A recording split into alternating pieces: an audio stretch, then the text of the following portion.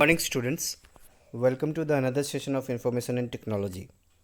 Today we will start the last chapter or the next chapter of database, that is more on database. In this chapter we will talk about some command, some statement that we use as a SQL statement. Before I proceed, I need to talk about the term SQL that I have discussed now.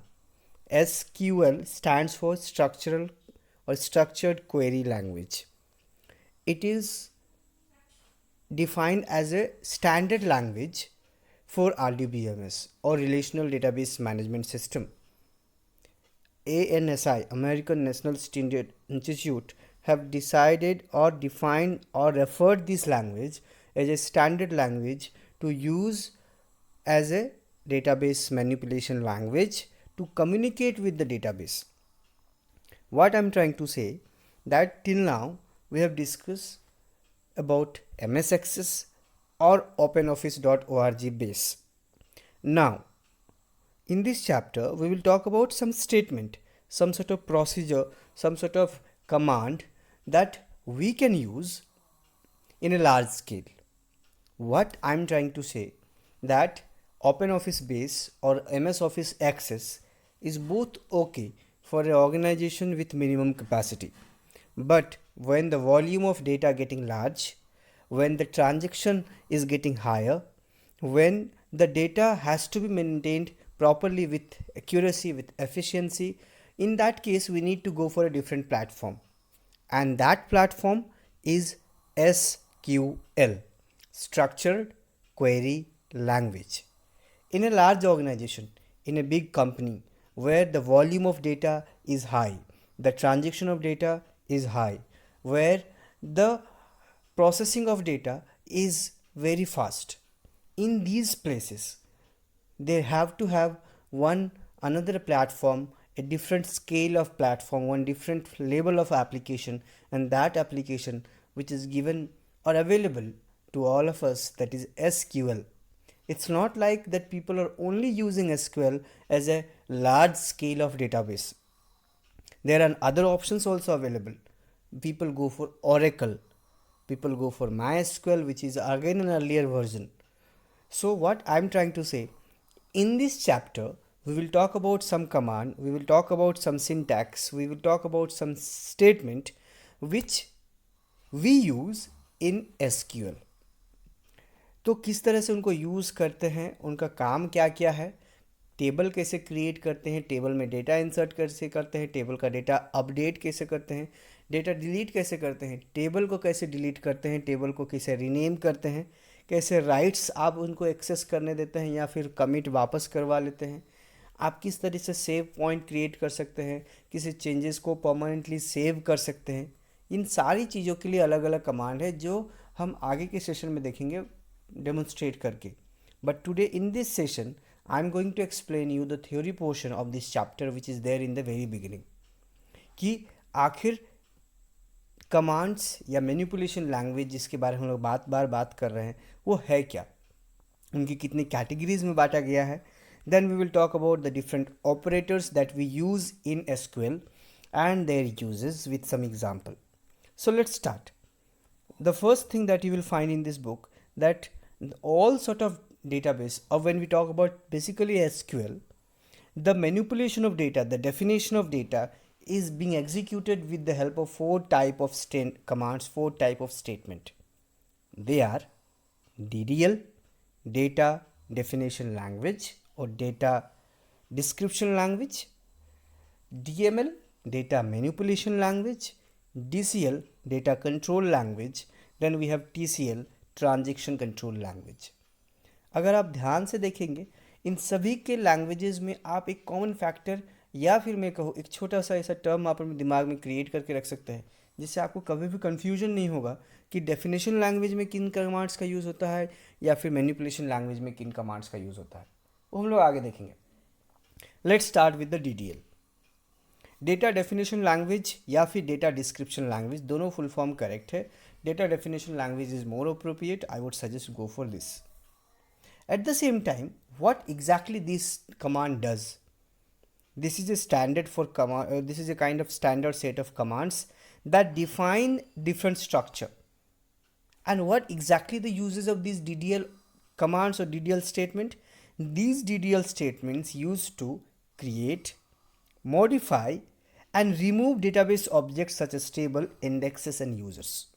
यानी किसी भी database के platform पे अगर table create करना हो, table को modify यानी टेबल के स्ट्रक्चर को चेंज करना हो, इंडेक्स क्रिएट करना हो। इंडेक्स होता क्या है? नॉर्मली इंडेक्स क्रिएट करते हैं जब हमें किसी डेटाबेस के अलग अलग, जैसे बुक है, बुक का अलग अलग पेजेस में आपको एक्सप्लोर करना है तो आप इंडेक्स के हेल्प से डायरेक्टली आप स्विच ओवर कर जाते हो, जंप करते हो उस पर्टिकुलर पेज में। ठीक उसी तरह से डेटाबेस में भी इंडेक्स क्रिएट किए जाते हैं जहाँ पर डेटा का वॉल्यूम लार्ज हो। अगर एक डेटाबेस है तो मल्टीपल यूजर्स काम करेंगे, ये ऑब्वियस है। यूजर्स 1, यूज़र 2, यूज़र 3, यूज़र 4 और हर यूज़र के पास अलग अलग राइट होगा, अलग अलग एक्सेस लेवल होगा। तो यूजर्स क्रिएट करना, यूजर्स को डिलीट करना, यूजर्स को मॉडिफाई करना, अल्टर करना, इस सारी चीज़ों को करने का ऑप्शन DDL कमांड में आपको मिलता है। ये तो हो गया theory portion, that what exactly DDL does. It create, modify or remove the database object like table, indexes and users. Now what are the different example of DDL statements?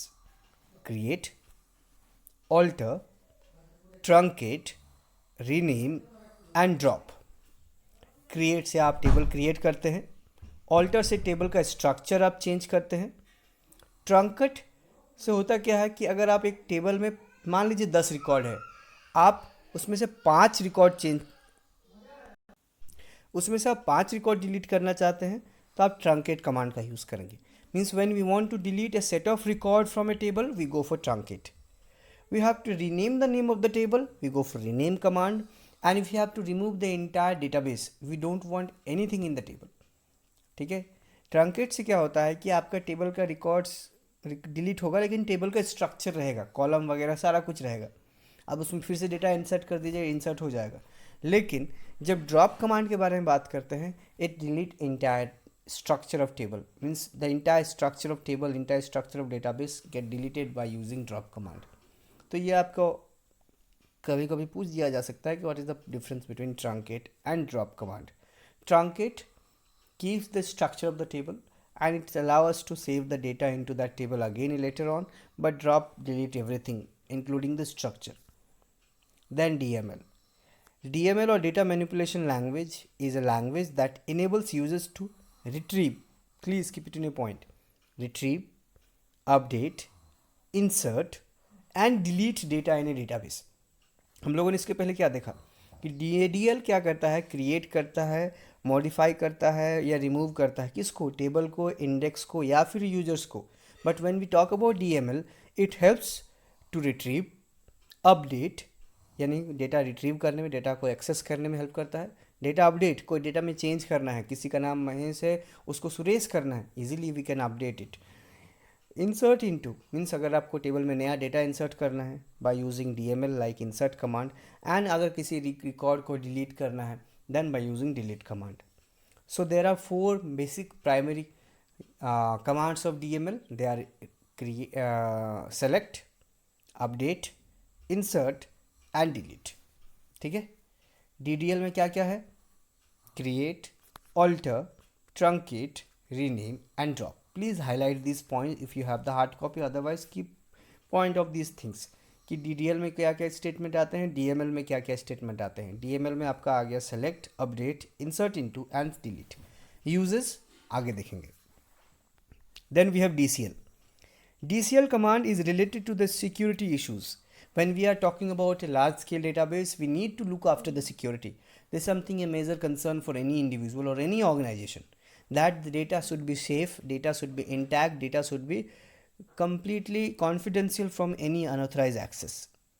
तो उस चीज़ को कॉन्फिडेंशियल करने के लिए आपको यूज़र एक्सेस को control करना ज़रूरी हो जाता है कि आप जिनको भी एक्सेस दे रहे हैं डेटाबेस का, they should have the right, they should be the correct person to just have the access of the database. They should not just use the database for personal benefit. They should not use the database for any kind of purpose that can leads to the national security or national threat. So that is a major concern, and that can be possible by using DCL command. because by using DCL command we can grant access to some users, we can take back the responsibility or accessibility from the users in a database. आप users को access grant कर सकते हैं, आप users को access revoke कर सकते हैं बाय यूजिंग DCL कमांड. तो DCL में क्या क्या कमांड आ जाता है? ग्रांट, जो नॉर्मल ऑब्वियस है, किस तरह पर क्या काम होगा इसका. कमेंट, आप कोई पर्टिकुलर टेबल पे किसी तरह का कोई एडिशनल रिमार्क्स लिखना चाहते हैं, कमेंट. रिवोक, अगर किसी एक्सेस को ऑलरेडी ग्रांट कर चुके हैं और उस एक्सेस को रिटर्न यानी रिवोक करना चाहते हैं तो रिवोक कमांड का हम लोग यूज़ करते हैं. हम लोगों ने अभी तक 3 तरह के लैंग्वेजेस देखा: DDL data definition language, DML data manipulation language, DCL data control language. First one is use to create, alter, modify indexes table and everything. Second one is used to update, retrieve, like select command, insert command, delete command. Third one is used for security related issues to give or grant or revoke access to a particular user in a database. TCL. TCL command are used to manage transaction by tracking other commands and their effects on the database. जब आप किसी database में multiple commands को series में parallel chain के form में use कर रहे हैं तो हर कमांड का आपके डेटाबेस में क्या आफ्टर इफेक्ट्स हो रहा है. अगर आपने कोई कमांड एग्जीक्यूट कराया, उस कमांड के एग्जीक्यूट होने के बाद टेबल के सिनारियो में, टेबल के डेटा के सिनारियो में, टेबल के स्ट्रक्चर में क्या चेंजेस आ रहा है, इसको ट्रैक करने का काम करता है TCL कमांड. और TCL कमांड ही ये कंफर्म करेगा कि उन चेंजेस को आप परमानेंटली सेव करना चाहते हो, उन चेंजेस को आप प्रीवियस एक स्टेट ऑफ माइंड पे ले जाना चाहते हो, और या चेंजेस को आप परमानेंटली रिवर्स करना चाहते हो. फिर से बता रहा हूँ, जब हम एक सीरीज़ ऑफ कमांड को एग्जीक्यूट करते हैं तो उन सीरीज़ ऑफ कमांड्स को परमानेंटली सेव करना चाहते हैं तो हम लोग कमिट का यूज़ करते हैं. मान लीजिए आपने सारे कमांड्स को, सारे चेंजेस को परमानेंटली सेव कर लिया, लेकिन आपको वो चेंजेस नहीं चाहिए परमानेंटली, आपको रिवर्स करना है, तो हम यूज़ करते हैं रोल बैक का. होता क्या है कि जब हम लोग एक series of command, series of instruction को यूज़ करते हैं तो बीच बीच में कहीं पर हम लोग चाहे तो सेव पॉइंट क्रिएट कर सकते हैं. जैसे हमारे ऑपरेटिंग सिस्टम में एक टर्म होता है रीस्टोर पॉइंट. ठीक है, जैसे मान लीजिए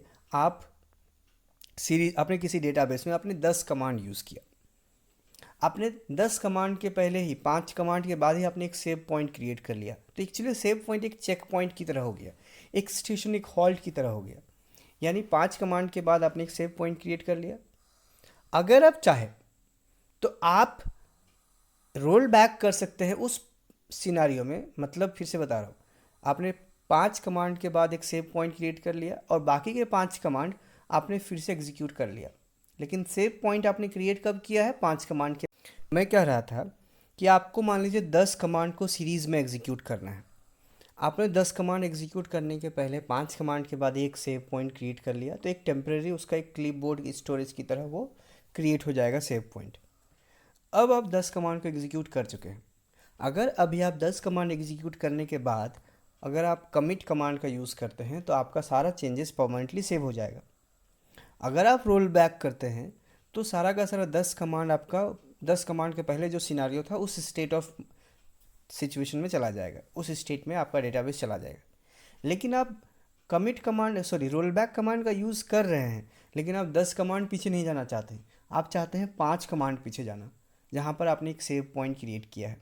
तो उस केस में सेव पॉइंट हेल्पफुल होता है. सेव पॉइंट एक टेम्प्रेरी स्टोरेज, एक एग्जिस्टिंग चेक पॉइंट की तरह क्रिएट हो जाता है, जहाँ पर आप उस पर्टिकुलर टेबल को रोल बैक कर सकते हैं उस सेव पॉइंट क्रिएट किए हुए सिचुएशन तक. ठीक है, तो इस तरह से 4 लैंग्वेजेस हैं जो हम लोगों ने देखा अभी तक: DDL, DML, DCL and TCL. ठीक है, इनको आप अच्छे से देखेंगे. Then we can see in the next note of this chapter, a popular data manipulation language is structure query language. अब आ जाता है next topic, that is database and operators.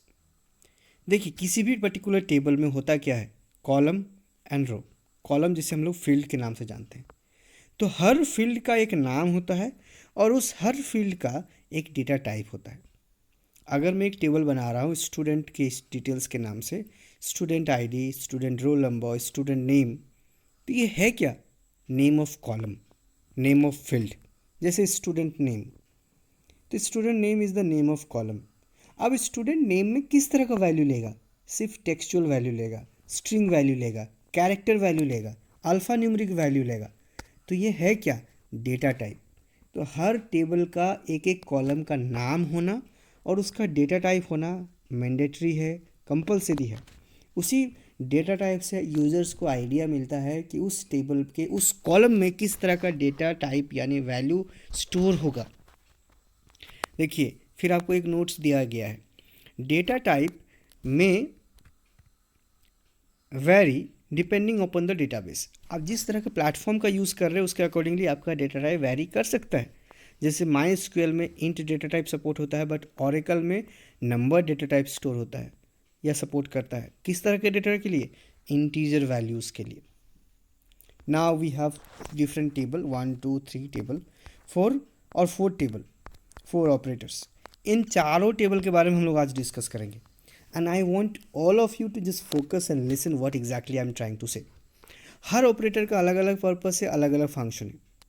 Normally जब हम ऑपरेटर्स को डिफाइन करने की कोशिश करते हैं तो हमारा क्या ओपिनियन होता है? एक ऑपरेटर एक सिंबल है जो दो ऑपरेंड्स के बीच में काम कर रहा है और एक तीसरा नया वैल्यू क्रिएट कर रहा है, जनरेट कर रहा है या ऑपरेंड क्रिएट कर रहा है। तो ऑपरेटर्स के बारे में जब भी बात होती है हमारे दिमाग में 3 ऑपरेटर्स जो नॉर्मली स्क्रीन पे या हमारे दिमाग पे फ्लैश करते हैं: arithmetic operator, relational operator and logical operator.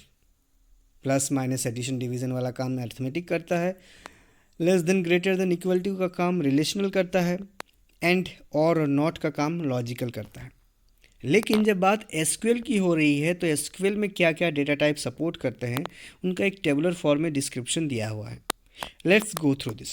The first one, integer. Integer value accept करता है without any decimal. Character in bracket N.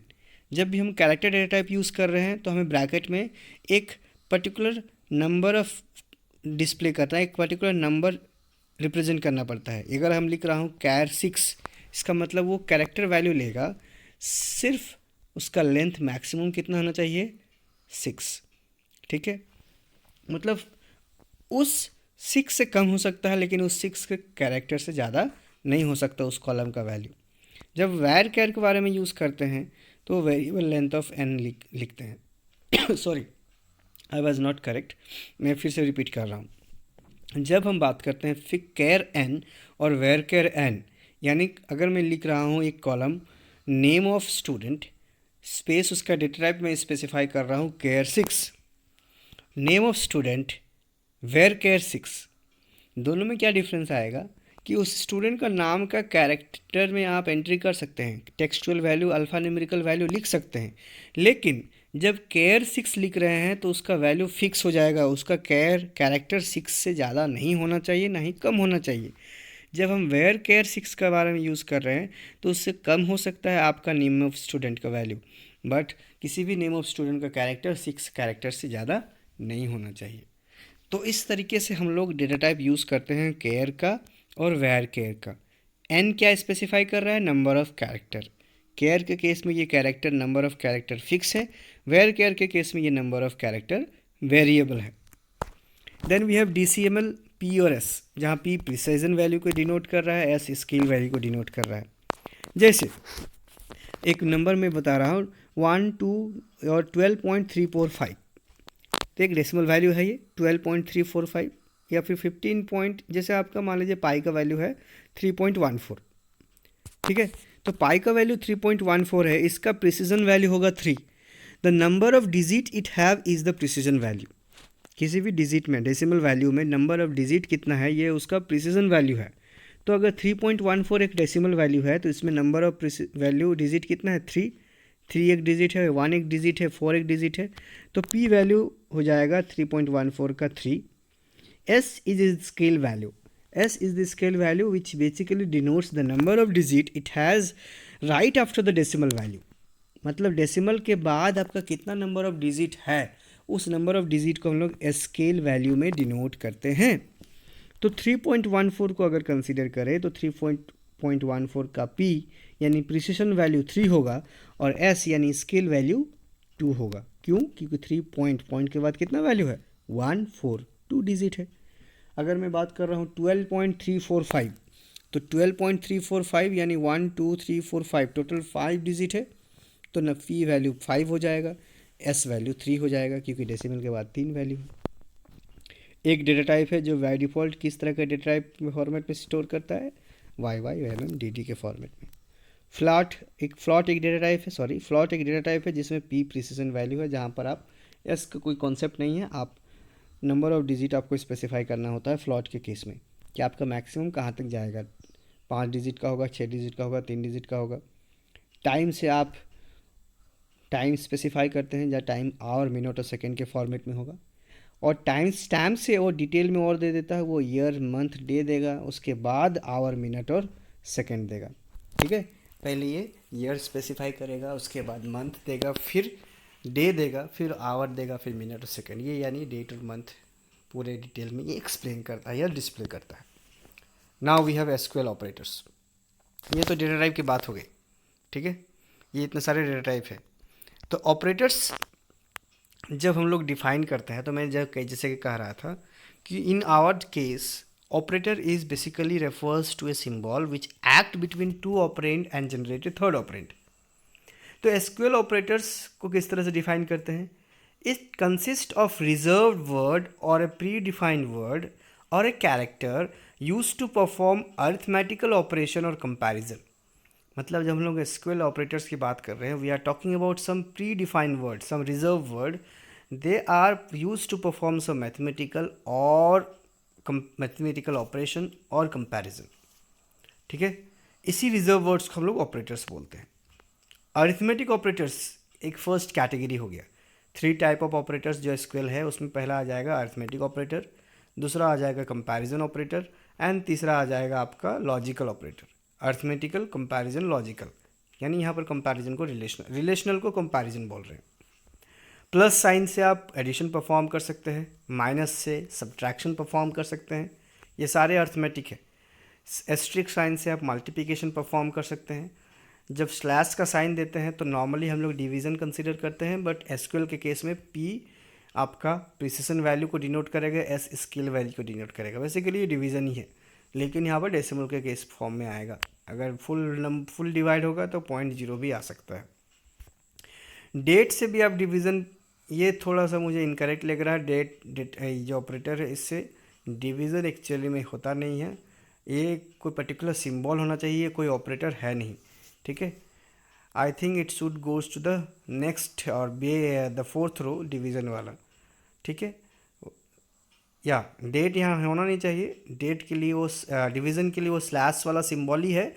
बस ये जो लाइन ऑफ डिस्क्रिप्शन है, परफॉर्म डिवीज़न और where P is precision value, ये अलग अलग लाइन रो की जगह एक ही रो में होना चाहिए। फिर से बता रहा हूँ, प्लस के लिए एडिशन, माइनस के लिए सब्ट्रैक्शन, एस्ट्रिक के लिए मल्टीप्लिकेशन, स्लैश के लिए डिवीजन, उसका एक्सप्लेनेशन गलत लाइन पे चला गया। It perform division where P is precision value and S is scale value. और मॉड्यूलस ऑपरेटर आप सभी जानते हैं, फेमिलियर है इससे।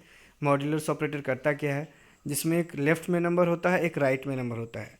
तो लेफ़्ट वाले नंबर को डिवीज़न देते हैं, डिवाइड करते हैं राइट वाले नंबर से, और जो भी रिमाइंडर और क्वोशंट आएगा, यानी बेसिकली जो रिमाइंडर आएगा वो डिस्प्ले होता है मॉड्यूलस ऑपरेटर से।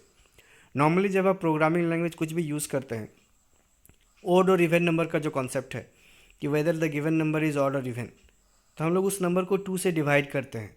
अगर रिमाइंडर 0 आया तो वो नंबर इवन है, अगर रिमाइंडर 1 आया तो वो नंबर ऑड है। तो रिमाइंडर जनरेट करने के लिए हम लोग मॉड साइन का यूज़ करते हैं, जो कि आपके स्क्रीन पे दिख रहा है। कोई मोड भी लिखते हैं, एक्सेल में भी मोड फंक्शन है, it returns the reminder. Now comparison operator. Comparison operator का डिस्क्रिप्शन को देखने के पहले आपको 2 वैल्यू दिया गया है, जिसको हम लोग कंसीडर करेंगे पूरे के पूरे हर ऑपरेटर्स को एक्सप्लेन या समझने के लिए। जिसमें ए एक वेरिएबल है जिसका वैल्यू 25 है, बी एक सेकंड वेरिएबल है जिसका वैल्यू 75 है। अब ए और बी के बीच में ही सारा काम होगा। फिर से बता रहा हूँ, ए का वैल्यू 25, बी का value 75 is equal to operator का काम क्या है?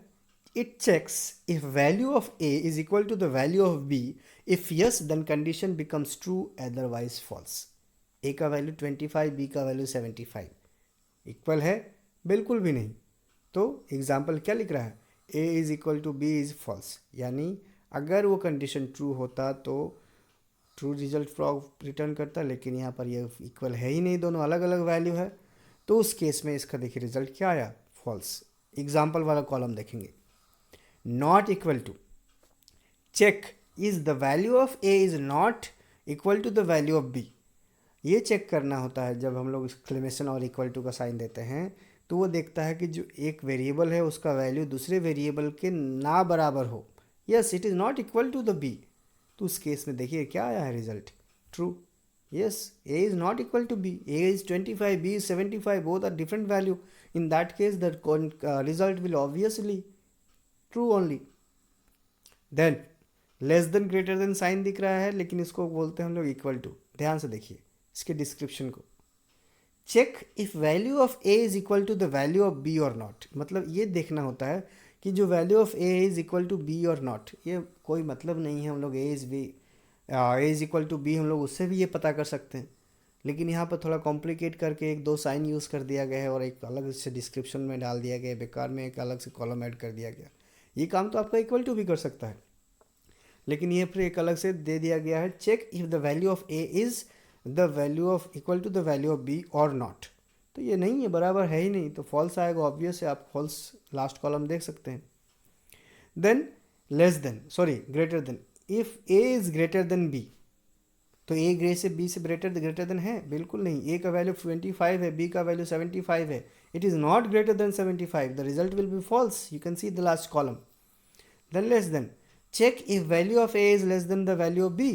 Yes it is, a is 25, b is 75, 25 is less than 75, it is, then that is why the result is true. Greater than equal to, क्या a का value b से बड़ा है या बराबर है, ना ही बराबर है ना ही बड़ा है, रिजल्ट क्या है, फॉल्स है, क्योंकि 25 is not greater than 75, not 25 is equal to 75, दोनों के केस में रिजल्ट क्या आया, false. check less than equal to, if a is equal to, if a is less than b or equal to b, yes a जो है b से less than है ना कि इक्वल टू है, लेकिन दोनों में से एक कंडीशन भी अगर फॉल्स कर गया तो ट्रू, तो yes the result is true. ठीक है, a ना तो b के बराबर है, लेकिन a b से छोटा है, लेस देन है, तो that is Y result is true. Not less than, ठीक है, if a is not less than b, तो a is 25 not less than b, यानी 25 not less than 75, yes it is, ठीक है, 25 is not less than b, तो 25 जो है 75 से नॉट लेस देन है, यानी b से छोटा नहीं है, तो क्या है 25 b से छोटा है, लेकिन यहाँ पर नॉट एक्सक्लेमेशन मार्क आ गया है, तो नेगेटिव में रिजल्ट कैसे आएगा, फिर से समझा रहा हूँ, a is not less then b, 25 is not less then b, ठीक है, यानी 25 b से बड़ा यानी 75 से छोटा नहीं है, तो छोटा नहीं है ऐसा तो हो ही नहीं सकता, 25 75 से छोटा है, ये तो अगेंस्ट है कंडीशन के, यानी result is false. Less than greater than, sorry not greater than, a is not greater than 75, यानी a b से ग्रेटर देन नहीं है, 75 से बड़ा नहीं है, yes it is not greater than, ये बिल्कुल भी बड़ा नहीं है, सॉरी नॉट ग्रेटर देन, हाँ उससे बड़ा मतलब 25 से तो बड़ा है ही नहीं 25, तो यहाँ पर भी रिजल्ट क्या आया, ट्रू। तो आपको देखना है, फिर से बता रहा हूँ, 25 को दिमाग में रखिए और b का वैल्यू 75 को दिमाग में रखिए, आप एक एक सिचुएशन को देखिए, आपको ऑटोमेटिक सीन क्लियर हो जाएगा कि एक्चुअली में इसका रिजल्ट ट्रू आना चाहिए या फॉल्स आना चाहिए। हो सकता है कि मेरे एक्सप्लेनेशन के बाद भी आपको कन्फ्यूजन हो कि मैंने किस तरह से आपको ट्रू और फॉल्स कैलकुलेट कर दिया, आप बहुत ही पेशेंटली बस दिमाग में 25 लिखिए, एक पेपर में 25 लिखिए और b 75 लिखिए, आप दोनों के बीच में सारा ऑपरेटर्स को यूज़ कीजिए, जहाँ लेस देन है, जहाँ ग्रेटर देन है, जहाँ इक्वल टू है, जहाँ लेस देन इक्वल टू है, जहाँ ग्रेटर देन इक्वल टू है, जहाँ नॉट लेस देन है, जहाँ नॉट ग्रेटर देन है, और उसके बाद आप फॉल्स और ट्रू पे कंक्लूजन पे आइए। कुछ भी नहीं, ये छोटा सा कॉमन सेंस आपको थोड़ा सा लगाना है। लास्ट लॉजिकल ऑपरेटर, एसक्यूएल का अर्थमेटिक ऑपरेटर हम लोगों ने देखा, एसक्यूएल का कंपैरिजन ऑपरेटर देखा। लॉजिकल ऑपरेटर में क्या आता है, ऑल, जब हम लोग ऑल ऑपरेटर यूज़ करते हैं तो ये क्या करेगा, कंपैरिजन करेगा सारे वैल्यूज़ का एक दिए गए वैल्यूज़ के सेट से। ठीक है, उस केस में ये कंपैरिजन जब हम लोग लॉजिकल ऑपरेटर करते हैं तो हमारे पास एक सेट ऑफ वैल्यू होता है जो डेटाबेस की एग्जिस्टिंग वैल्यू से कंपेयर करेगा, और इफ सारे वैल्यूज़ मैच करेंगे तभी वो रिजल्ट को जनरेट करेगा। देन एंड, ये दो मल्टीपल कंडीशंस को ज्वाइन करने का काम करता है। ठीक है, एनी, ये क्या करेगा, जैसे ऑल का ये रिवर्स है, ऑल में ये सारे वैल्यूज़ को कंपैरिजन करके बाद वो वैल्यू सेट से मैच करता है। एनी में क्या करता है, कोई भी एक पर्टिकुलर वैल्यू उसके कंडीशन के अकॉर्डिंगली होना चाहिए। Between, it is useful for to search any value within the set of value, मतलब आप कोई एक पर्टिकुलर वैल्यू को रिट्रीव करना चाहते हैं एक सेट ऑफ वैल्यूज़ से। ठीक है, जैसे मान लीजिए आप डेटाबेस से कोई डेटा रिट्रीव कर रहे हैं, आप चाहते हैं मुझे उन स्टूडेंट्स का रिकॉर्ड चाहिए जिनका डेट ऑफ एडमिशन या जिनका डेट ऑफ एडमिशन 5 मार्च से लेकर 10 मार्च के बीच में है, तो यहाँ पर बिटवीन ऑपरेटर यूज़ होगा। Not, it reverse the meaning of any logical operator, आप जो भी रिवर्स किसी भी ऑपरेटर को रिवर्स रिजल्ट देखना चाहते हैं तो नॉट का यूज़ कर लीजिए। और में हम लोग कंबाइन करने के लिए यूज़ करते हैं, जैसे एंड का काम है कंबाइन करना, लेकिन दोनों कंडीशन का ट्रू होना ज़रूरी है तभी एंड में रिजल्ट ट्रू आएगा। और का काम है किसी एक का ट्रू होना तभी रिजल्ट ट्रू आएगा, जैसे Ram and Shyam please come out, both Ram and Shyam has to be come out of the class, Ram or Shyam come out of the class. Here, or is giving an specification that only Ram or Shyam, either one of them has to come out of the class.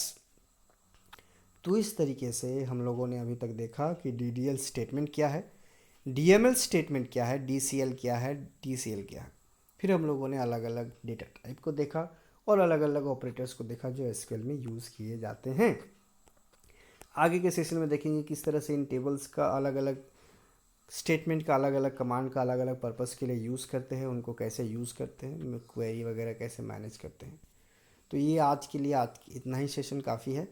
I hope आपको चीज़ें clearly समझ में नहीं आई होंगी, अगर नहीं आई हैं तो ग्रुप में आप इजीली उसको पुट अप कर सकते हैं, accordingly we will just clear your doubts.